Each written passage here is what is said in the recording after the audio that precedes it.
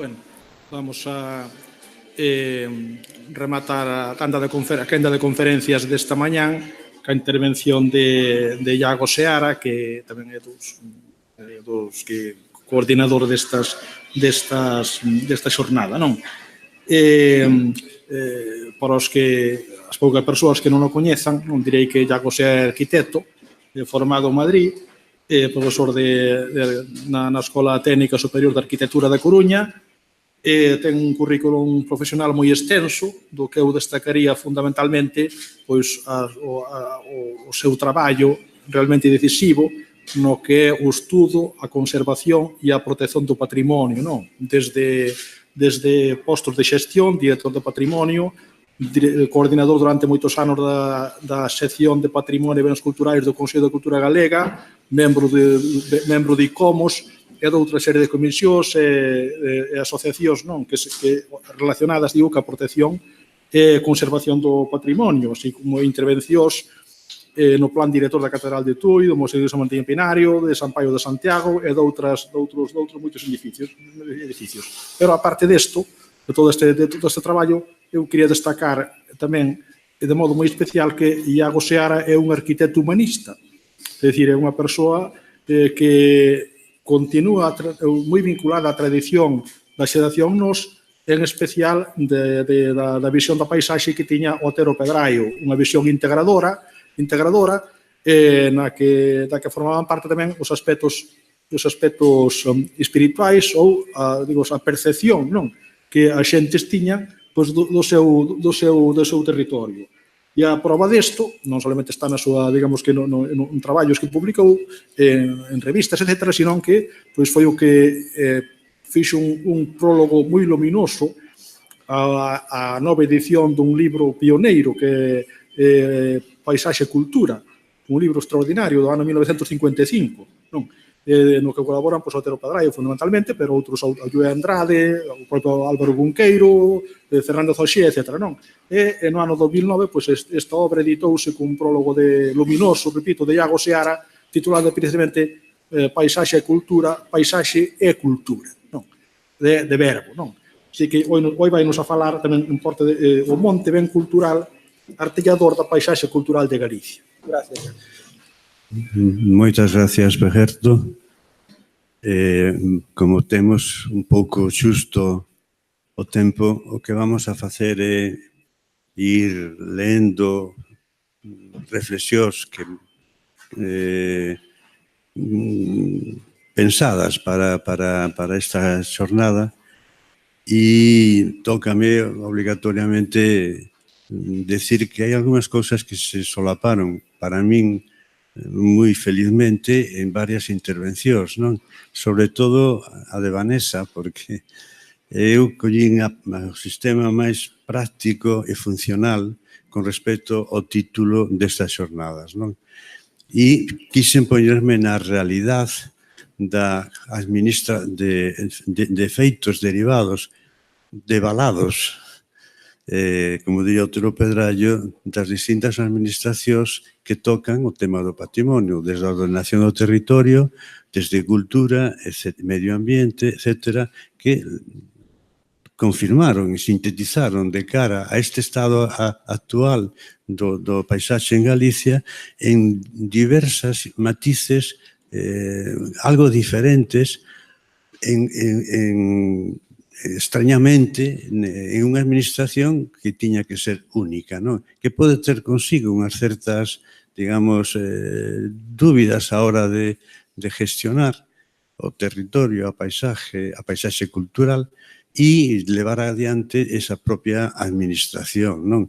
Bueno, entonces eu sempre salgo con unha idea moi clara de que a administración e os actos derivados da administración son os actos democráticos que xurden dun parlamento que é onde está a representación máis xenérica do actual estado de autonomía de Galicia, que nunca deben de ser, digamos, extrañadas ou deixadas a un lado, senón que deben de collerse para interpretar, quizáis, ese fondo en este caso, de como pensa a poboación con respecto ao tema da paisaxe.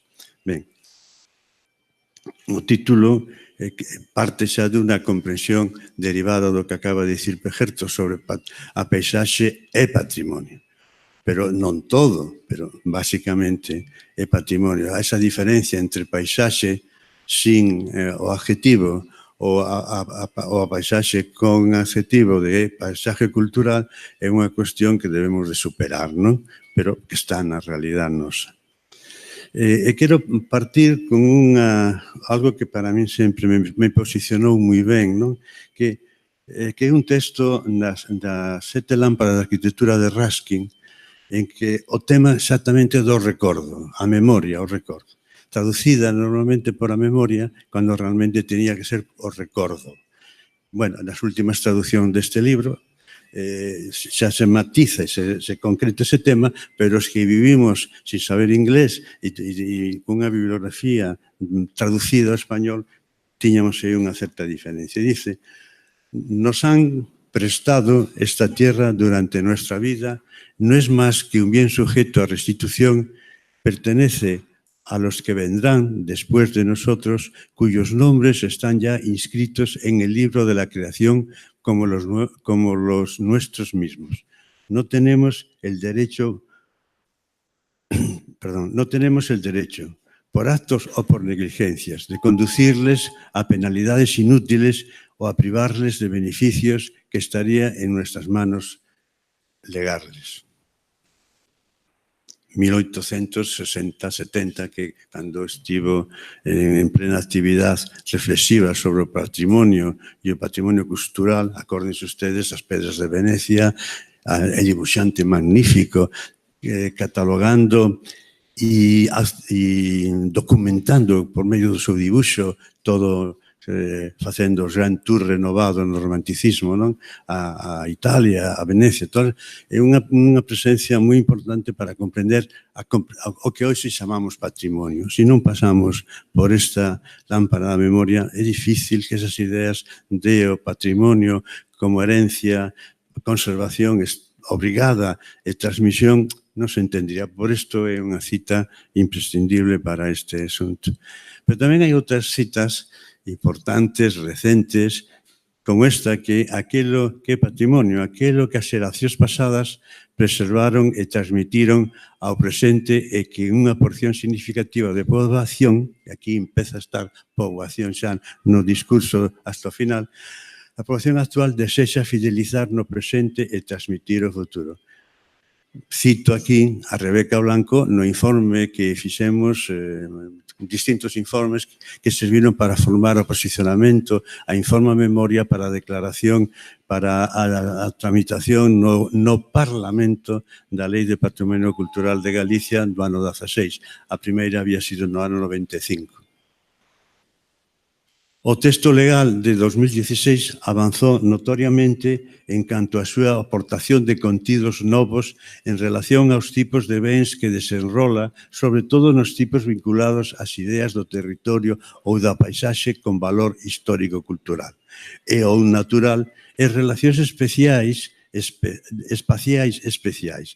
A lei empeza a pensar en espacio, que eso é moi importante de cara á comprensión e a percepción que nos decía Vanessa. Se non comprendemos que é espacio, estaríamos un pouco erráticos, non? Ben, que se perciben conxuntamente encamiñados en dirección a unha amplia tipificación dos bens derivados das distintas manifestacións das construcións con valores histórico-culturais no territorio e en edificios que, co seu contorno, como dicía o prólogo da lei de 1995, a anterior lei, un pouco millor que esta, por que decirlo, articulan ou organizan o territorio coas súas relacións espaciais especiais. O recoñecemento dos bens territoriais. Eu parto de que o territorio pódese comprender dunha forma xenérica, pero cando se habla de paisaxe, podemos dicir que o territorio que adquirir esa condición de paisaxe e moito máis, como di a Lei de Patrimonio Cultural de Galicia, de paisaxe cultural, hai que saber discernirlo moi ben eso, porque senón entramos en alguna posible contradición. Debería ser adecuadamente retomada por non explicitadas. Quer dicir que hai uns regulamentos dunha lei, a lei da paisaxe, hai algúns regulamentos da lei incluso de ordenación do territorio, hai uns regulamentos que hai que facer da lei de patrimonio cultural de esta data, que a responsabilidade tanto a administración como de todos os administrados é ir intentando con estes novos conceptos que moitos deles son interesantísimos e xa expostos durante esta mañá, deben de terse en conta en unha posición proactiva de cara a reclamar ese perfeccionamento e esa adaptación. E como a lei, como a paisaxe é un proceso, como diría don Ramón Otero Pedrallo, xa moitos anos atrás, ese proceso temos que implicitarnos en eles e intentar seguirlo continuando, millorando os términos, o pensar colectivo único e verdadeiro que é o Parlamento, que é onde se aproban as leyes, ou a administración que representa ese Parlamento e que pode levar adiante o tema dos decretos-leis do reglamento. A paisaxe, como idea construída socialmente, é unha idea cultural derivada de procesos mentais, pero tamén productivos e culturais como os artísticos, como ben magníficamente dixora Federico. Entre outros, moitos realizados na forma e sempre no espacio de territorio e dos de patrimonia cultural identitaria, entre outros tamén, que inciden. Estas derivas son necesarias para progresar a vinculación coas ideas dos tipos de bens culturais, por exemplo, en esta lei, e que tamén son paisaxes onde teñan un título, que digo a continuación: territorio histórico, conxunto histórico, zona arqueolóxica, lugar de interés etnográfico, zona paleontolóxica. Todas son categorías de algunhas áreas que poden ser susceptibles de elevar esta categoría, este título, pero que están no territorio e na paisaxe, non solamente na idea de paisaxe, sino estas outras que se solapan e que ese regulamento, esa permanencia activa no devenir, do devalar das leyes, pois tendrían que ir un tonto a simplificarlo ou a aclararlo.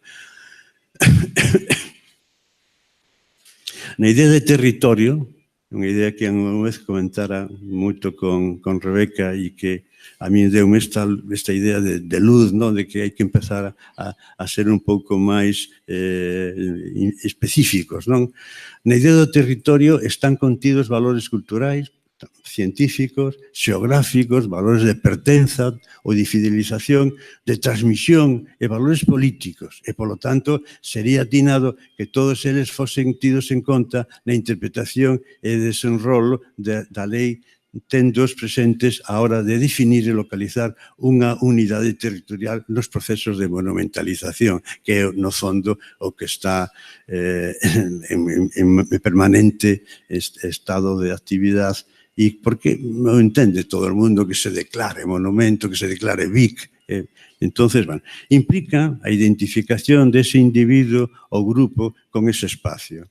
Co territorium, porque é a terra que pertence a alguén. Bozano, 2009, citada por Blanca Rotea en ese informe que acabamos de recordar.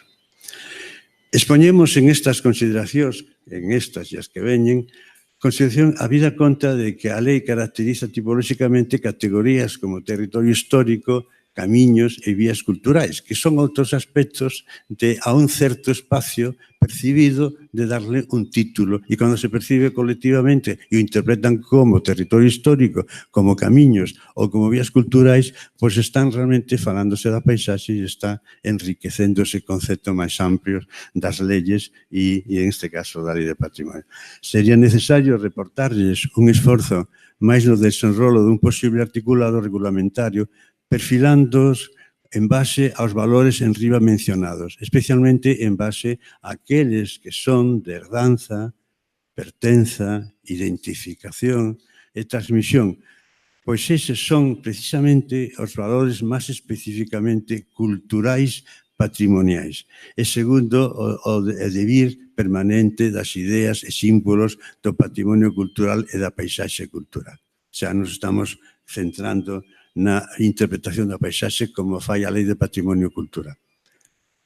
É oportuno traer a colación aquí a idea do século XXI que se achega a paisaxe como unha categoría máis contextual e que entende que o espazo é unha construción social, física e imaginaria no devalar continuo e nunha conciliación do tempo cos ritmos históricos en proceso continuado e articulado na historia da cultura, existindo unha estreita relación estrutural nos procesos de patrimonialización cultural do espazo entre o pensamento individual e a comunitaria ou a comunidade que soporta aos individuos. Estou aquí sintetizando e actualizando, pero é realmente unha idea do Otero Pedrallo nen cultura e paisaxe.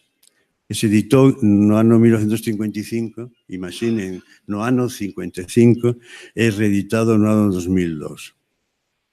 Pero se isto é certo, máis é o compromiso da lingua falada ou escrita co espacio idealizado e obxectivizado na súa materialización, ou da lingua e o seu conxunto de topónimos e microtopónimos que semellan un imaginario espacial esculpido na paisaxe e o territorio, anunciado pola toponimia.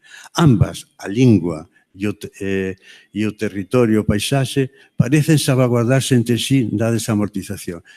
Citouse aquí as searas. Pois as searas moitas están perdidas, pero a seara está a toponimia, e é unha forma de restaurar ese patrimonio. Se a hora de facer un planeamento localizas como no catálogo, como se metese un hórreo, un peto de ánimas e dices as searas ou as bocarribeiras. Estáse dando en este proceso xa iniciado que o planeamento este catalogando non solamente a toponimia, como se di na lingua, no, que se está aquel espacio desa forma construída pola naturaleza e pola actividade humana sobre eso, que chegou a determinarse como seara ou como bocarribeira. Entón, o planeamento ten que chegar a esta responsabilidade e este compromiso. Si miran ustedes o catálogo e miran ustedes nos usos do suelo, pondráse lo que sexa, pondráse a toponimia localizada, pero nunca se capturará espacialmente o que significa unha bocarribeira. E isto realmente é unha pérdida, é unha falla de responsabilidade, en este caso profesional. Resignificación destes bens inmobles e documentos tales como planos xerais de ordenación do territorio, planos especiais, planos parciais ou figuras similares debe ter en conta este imaginario espiritual, inventariando, pero sobre todo determinando especial e espacialmente, de forma especial e espacialmente. Non valen outras formas, estas teñen que ter as súas, nas súas diferentes documentación, gráfica ou literaria. Compromiso coa lingua, procurando e censando ou catalogando da toponimia coa súa formulación física ou topográfica, pois iso é a topografía cultural. E aquí meto xa este concepto, ¿no? Como parte dun achegamento a algo que tamén en algún artículo, Federico, do principio do Colexio de Arquitectos se facía da nacionalidade espacial, ali por os anos de fundación do Colexio, no ano 83, 84. Compromiso coa lingua procurando o censado ou catalogado da toponimia coa súa formulación física ou topográfica. Repito isto de novo porque é importantísimo. Para a lingua é importantísimo para o territorio, para as dúas cousas. Patrimonio é un conxunto de bens culturais, como todos sabemos, de todo xénero, categoría e intensidade, articulados e soportados nun todo. Non hai encasillamientos, estas parcelacións na idea de patrimonio, é un todo. O plan director territorial, que é unha figura que se saca da lei de ordenación do territorio, pero que se utiliza de forma casi extensiva para a conservación e protección do patrimonio inmoble do territorio galego.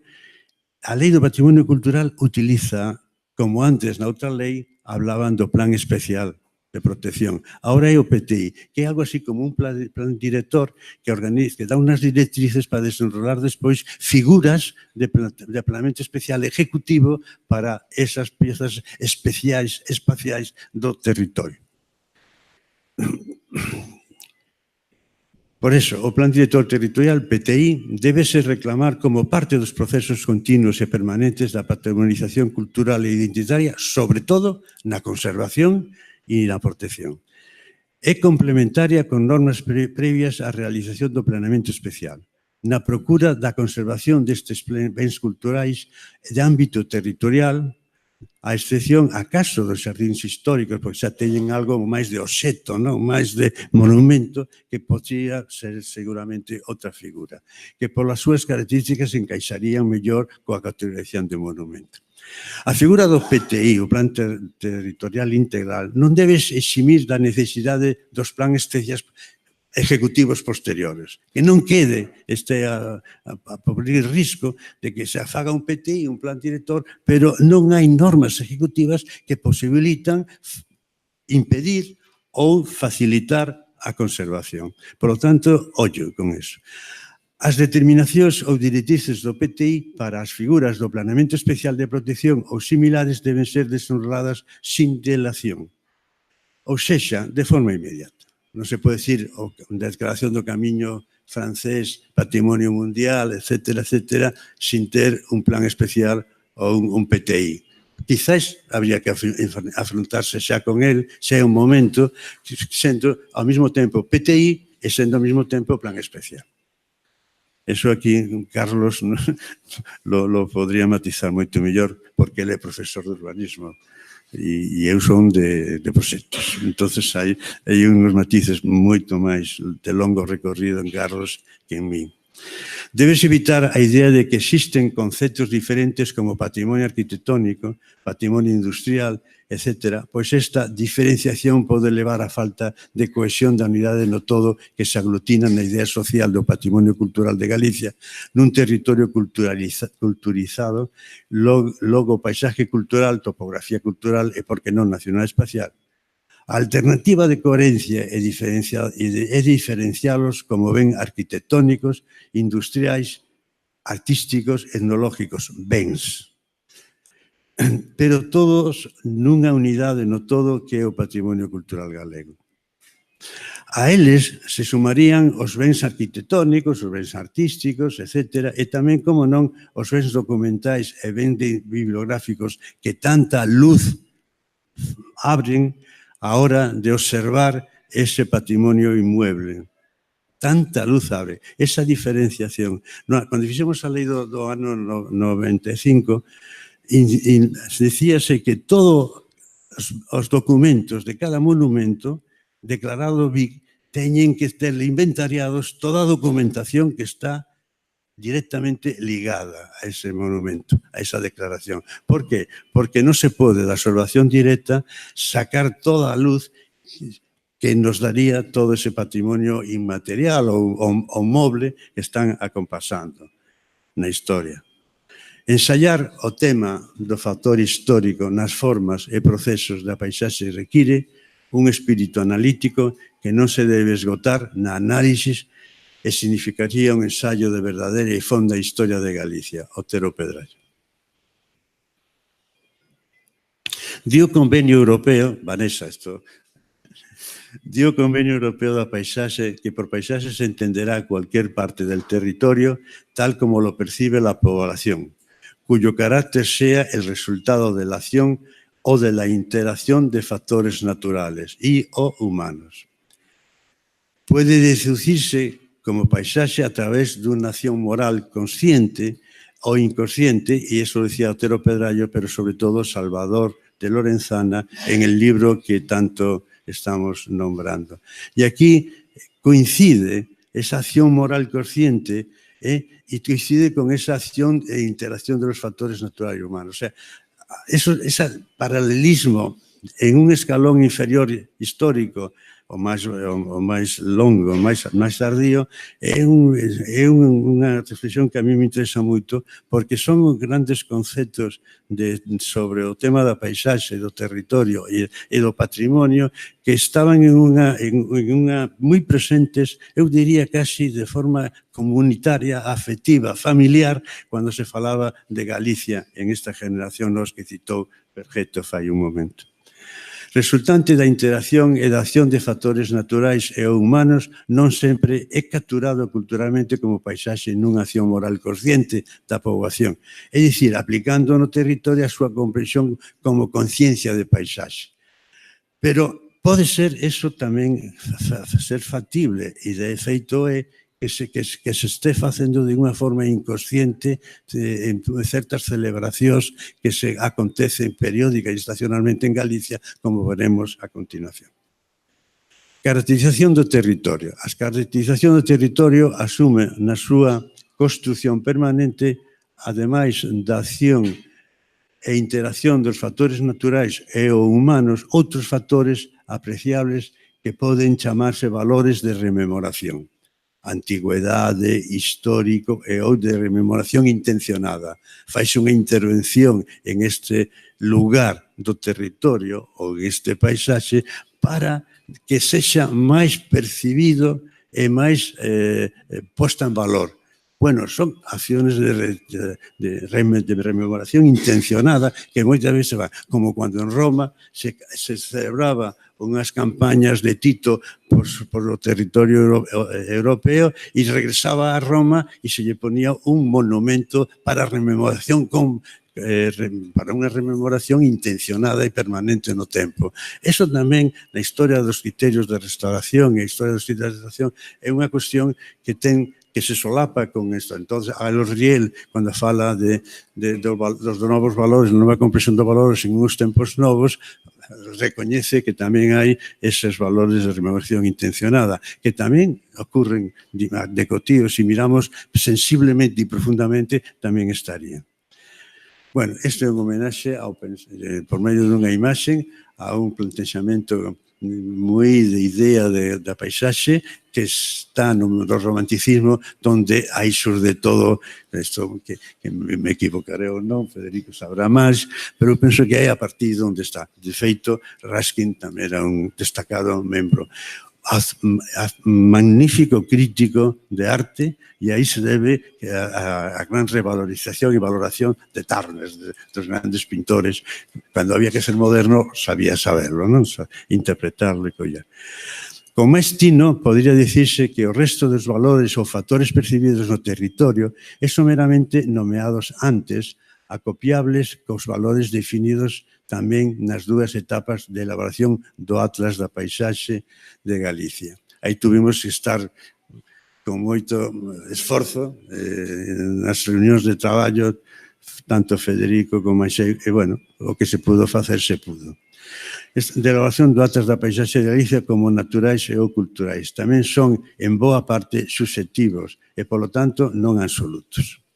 O mesmo podese dicir da categoría de bens culturais territoriais definidos pola Lei de Patrimonio Cultural de Galicia, donde dende épocas recentes o territorio é obxecto de novos instrumentos de definición física e de prácticas científicas antes inimaginables, tales como a fotografía de grandes extensións mediáticas, satélites de 3 dimensiones ou a posibilidad de realizar analíticas topográficas ou xeomórficas ou químicas cada vez máis precisas que están ampliando a nosa capacidade de coñecemento dos valores que se atopan depositados nel como valores inmateriais, culturais, a través de ciencias naturais e os sociais como bioloxía, xeoloxía, o sea, o soporte de prácticas posibles científicas e de investigación científica, o sea, que ten un valor científico que a mellor é moitísimo máis importante que o patrimonial, que, polo tanto, tamén habrá que terlo en cosa. O recoñecemento físico,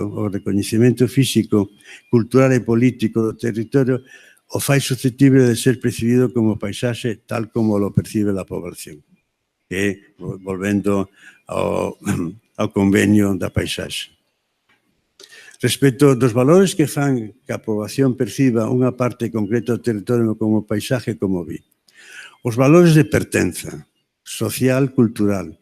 Os valores que xeran unha posibilidade que posibilitan a identificación individual e colectiva, os identitarios, os valores de danza social e cultural, os valores de fidelización social e cultural, os valores de desexo de transmisión traducidos en valores de tesouro para a conservación e a transmisión ás xeracións futuras, son os que fan que unha paisaxe, cando teña todos esos vectores, sexa percibida como tal por unha población. En definitiva, as paisaxes son as partes do territorio resultantes dos procesos realizados na forma e no seu espacio divididas ademais dos procesos debidas, ademais dos procesos de patrimonialización cultural e identitaria especiais e sobranceiras máis significativas.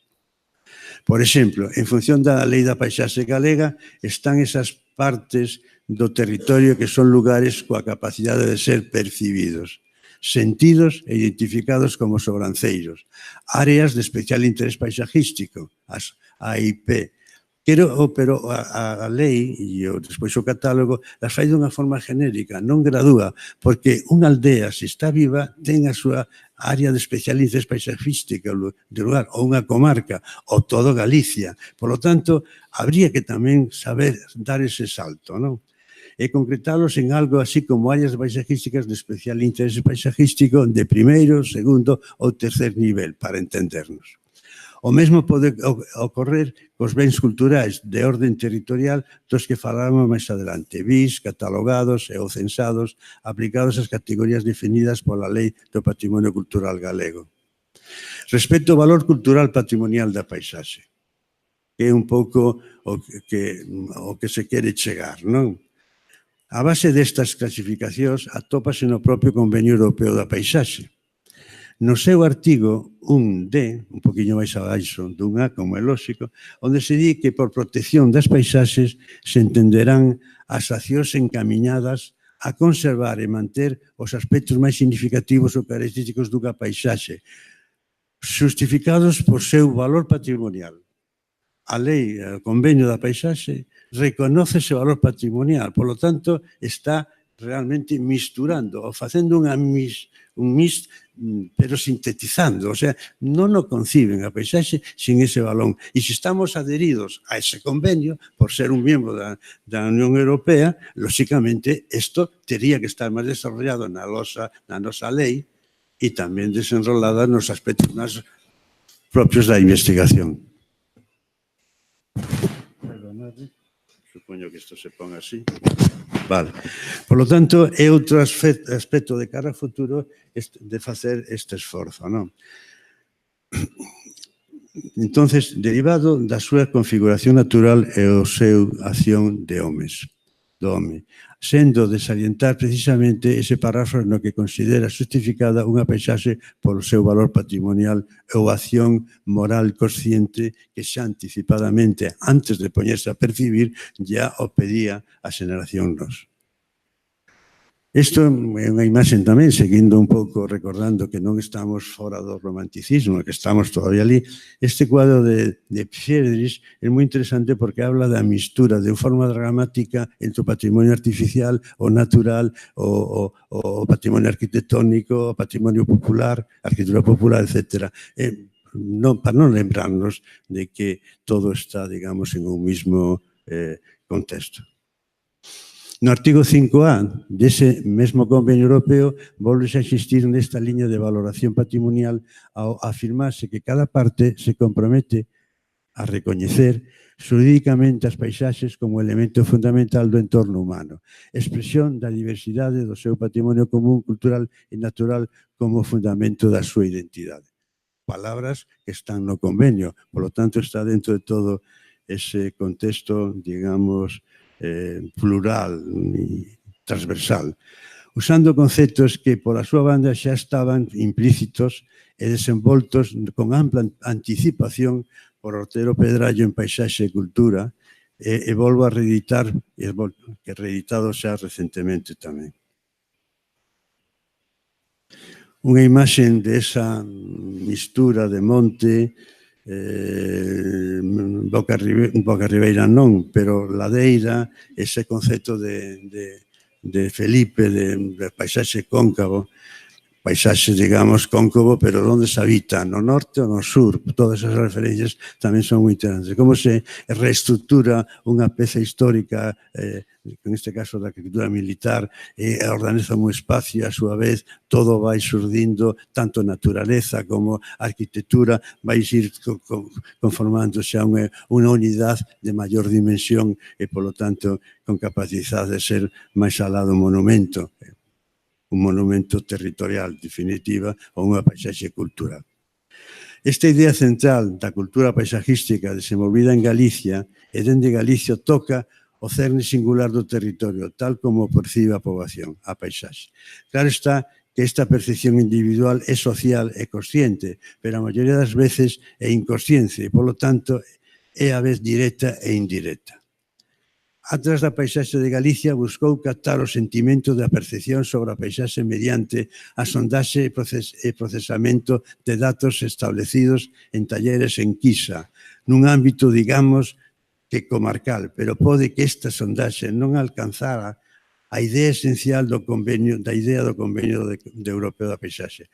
No que vimos insistindo no sentido de captar o territorio tal como percibe a poboación, pois dificilmente ese loable intento de talleres en Quisa podía conseguir que sexa a poboación a que resignifique o territorio como paisaxe. E entón aquí hai un dato permanente que todos os anos, de valores inmateriais que se repiten todos os anos, que son as grandes celebracións no territorio, como é as romerías, como é a Rapa das Vestas, etcétera, etcétera, que concentra, atrae e fai disfrutarse dun entorno para recibir de forma estacional un acontecemento da cultura galega.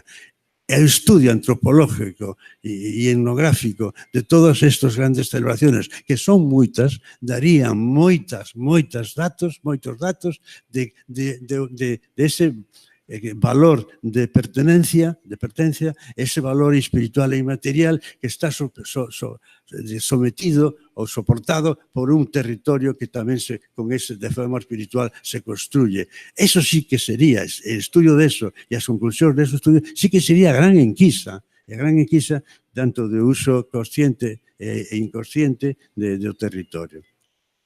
Pero logralo será necesario atopar outro xeito de aproveitamentos do rico imaginario colectivo que é o que acabamos de decir.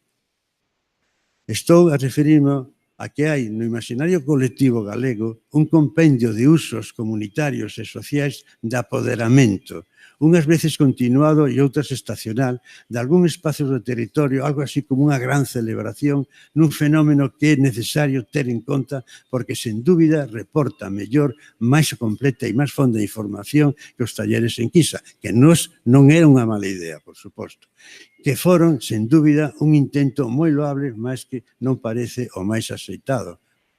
Debe explicitala, sin embargo, dada a súa importancia na configuración do territorio, e son os camiños de Santiago, as grandes romarías, tanto de como a costa como interior, as grandes celebracións do territorio rallano, transfronterizo, en deriva do convenio Europeo da Paisaxe, que fai unha especial significación dos paisaxes transfronterizos, porque son novos aspectos de formalización da cultura e materialización de ella no territorio. E dá unha chamada importantísima. As grandes celebracións do territorio na conxunción dos animais e os seres humanos, tal como a Rapa das Vestas. Todas estas grandes celebracións converxen nun territorio cunha gran riqueza de patrimonio natural, interactuando con factores humanos ou históricos que xuntos capturan unha parte do territorio e da poboación, converténdose nun lugar que posibilita identificarse e fidelizarse directamente ca súa participación nel e con el. Eses son, de xeito, lugares que están moi lonxe de entenderse como non lugares. A poboación practica estacionalmente actitudes de acción moral consciente e inconsciente e se apodera física e espiritualmente do territorio como paisaxe, como forma e como espacio rememorativo, poñéndose con elo de manifesto valores de antigüedade, autenticidade, espiritualidade, etc. Además, a Lei do Patrimonio Cultural de Galicia, de maio del 2016, con razón, atreveuse a caracterizar con precisión os bens inmobles de os seus tipos.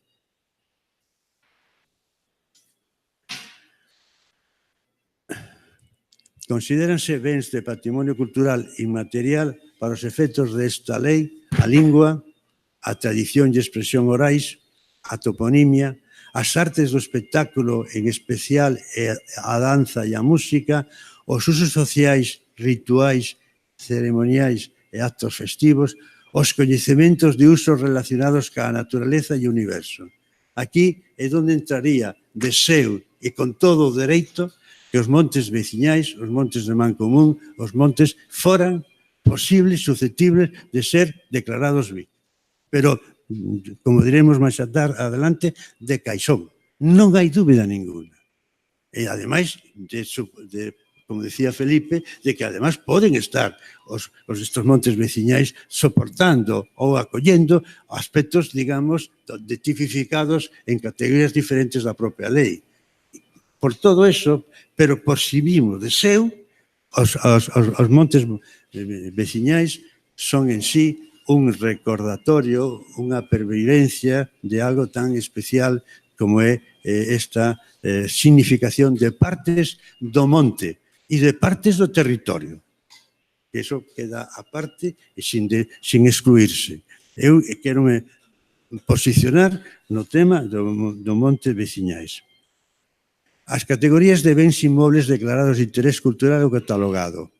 Monumento, a nivel territorial, a continuación, xardín histórico, sitio histórico, xacemento ou zona arqueolóxica, vías culturais, lugar de valor tecnolóxico, conxunto histórico e, por que non, os planes especiales, os conxuntos históricos, o patrimonio urbanístico, urbano, etc. Os territorios parece que son collidos e discernidos, pero o patrimonio, como de patrimonio urbano, queda aí como un gran magma que despois deixa de matizarse. Pero a lei de patrimonio cultural gallego, case imprecisións que se podan declarar do seu narración, da súa descripción, é unha imaxe, un paso pa diante da idea de cultura, da idea de cultura que se ten sobre o país ou que se ahora se recoñece do país. E a definición é a seguinte: paisaxe cultural é un lugar identificable por un conxunto de cualidades culturais, materiais e inmateriais singulares, obras combinadas naturaleza e o ser humano, que é o resultado do proceso de interacción e interpretación que unha comunidade fai do medio natural que o sustenta e que constitúe o soporte material da súa identidade. Evidentemente, hai unha distinción clara que a interpretación reducida do convenio que fai a lei da paisaxe nosa. Pero esta é a que ten máis, digamos, máis senso, máis situación e, polo tanto, é un punto de referencia importante. E, además, crea figuras, categorías que poden entrar por lo menos en certa divergencia inicial con as outras figuras de paisaxe, de territorio histórico, etc. Aquí destaco e poño a definición, non as puxemos nos demais, pero aquí sí, porque eu penso que dá pé para interpretar ou dicir este é unha camisa para este corpo é o corpo dos montes veciñais.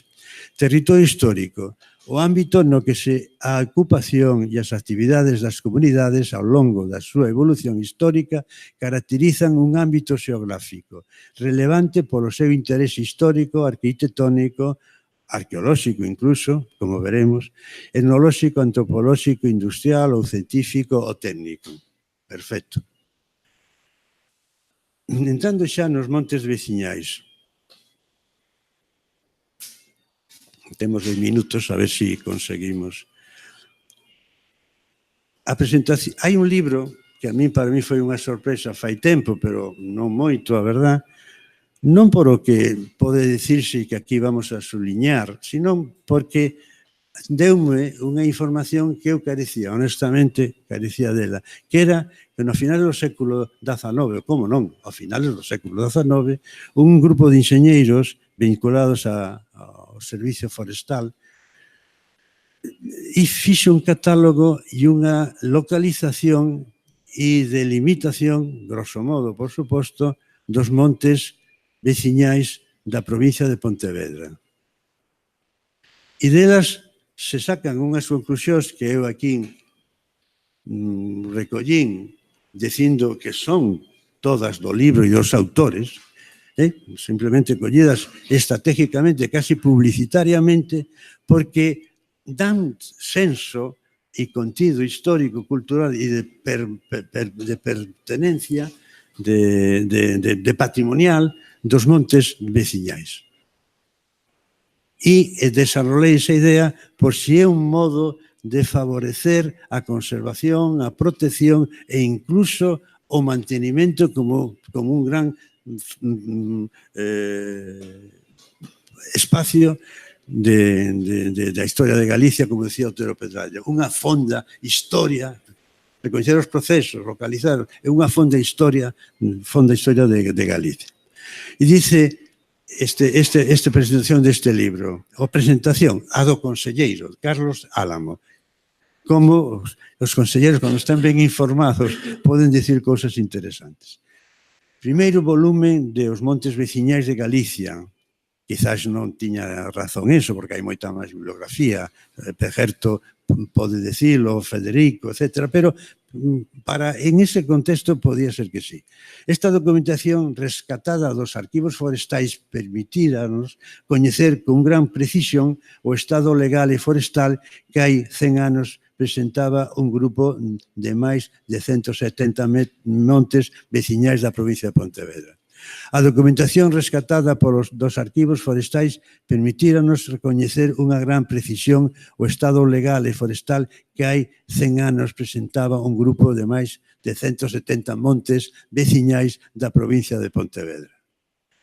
Por exemplo, no 1856, aunque aí está, o difícil traballo de revisión do estado dos montes das vilas encomendado aos enxeñeiros dos distritos forestais para decidir a súa desamortización, tivo o valor engadido dos escasos medios de traballo con que contaban estes servicios e todas as dificultades que daquela supuña chegar aos lugares máis afastados. Realizados seus inventarios e levantados perímetros dos montes, esta labor representa moi ben a actitude e o pensamento colectivo forestais daqueles momentos, marcados por homes como Antonio Fenech e Artels, en defensa da propiedade deses montes e más veciñais. O marco histórico do momento, os comentarios técnicos realizados para alientar o valor da información achegada, conxuntamente coa transcripción puntual dos textos que os autores realizaron, permiten a iniciación dun expediente de tramitación de un ben cultural, permite, ademais, un fácil lectura e comprensión da moita e valiosa información ali acumulada. A sacarnos á luz público un conxunto de documentos que informan non soamente sobre o desenvolvemento das técnicas forestais aplicadas en Galicia durante séculos, senón que propor valiosos datos sobre a propiedade dos montes que son obxecto de descripción. Existe un grupo de documentos que describen o estado forestal e legal dun conxunto de montes veciñais da provincia de Pontevedra a final do século XIX. Facer un análisis destas actuacións e obter delas importantes leccións e, sobre todo, en este caso, documentación, argumentación, memoria, que ten que ter a declaración dun ben de interés cultural, en este caso, dos montes veciñais. Podían ser moi bien iniciadas con esta documentación. E ya, para terminar, os pongo un exemplo de ese achegamento a unha primeira, e dicen os autores, e quizás única, definición planimétrica de ese territorio, onde, como dice o texto, as masas marróns son arbóreas, depois están os lindes, aquí como vedes, estes nomes que están aquí son os lindes, os lindes e os propietarios dos lindes, con lo cual catastralmente xa se está poñendo as bases da definición topográfica e catastral do propio monte veciñal. Monte veciñal que, polo tanto, é unha reafirmación con estes datos e ben organizados, é realmente un valor de patrimonial e cultural polo que ten consigo de as súas formas de explotación, de utilización, de gestión e administración, donde además están os camiños, se hai unhas capelas, están definidas, etcétera, etcétera. Ben, xa para rematar e concluir. si esta é a segunda fase, un segundo encontro sobre os montes, concretamente os montes veciñais, como era un pouco a preocupación e a dinámica social dos mesmos, saco e propoño, evidentemente, a conclusión de que non solamente por o feito este da tradición, sino tamén por o feito de que en sí mesmos son unhos bens de fácil e obrigado recoñecimento cultural, unhos bens de interés cultural imprescindibles para a propio patrimonio global genérico, donde estas figuras, con esta pormenorización, debe de incluirse con certa celeridade no catálogo ou no registro de bens de intereses culturales de Galicia. E creo que ademais daría un certo, de cara á protección, á conservación e á difusión dos valores totales, auténticos, unha liña de traballo non solamente en Galicia, sino en outras comunidades, se es que non o sei, teñen esta figura no territorio como paisaxes específicos no territorio. Pois nada, moitas gracias e nada máis.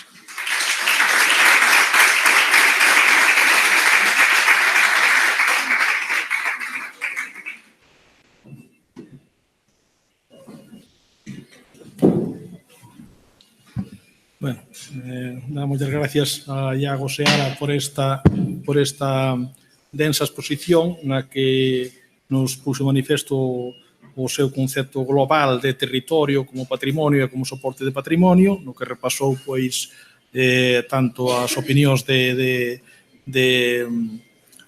teóricos como a legislación que hai, os problemas que ten esta legislación e a conveniencia pois de precisar ou algunhas figuras que aparecen na legislación, especialmente na legislación galega, non? E esa aposta final que fai pois polo que os montes veciñais entren na categoría de patrimonio, por multiplicadas causas, non? Desde a xestión hasta os valores de tipo comunitario que pechan.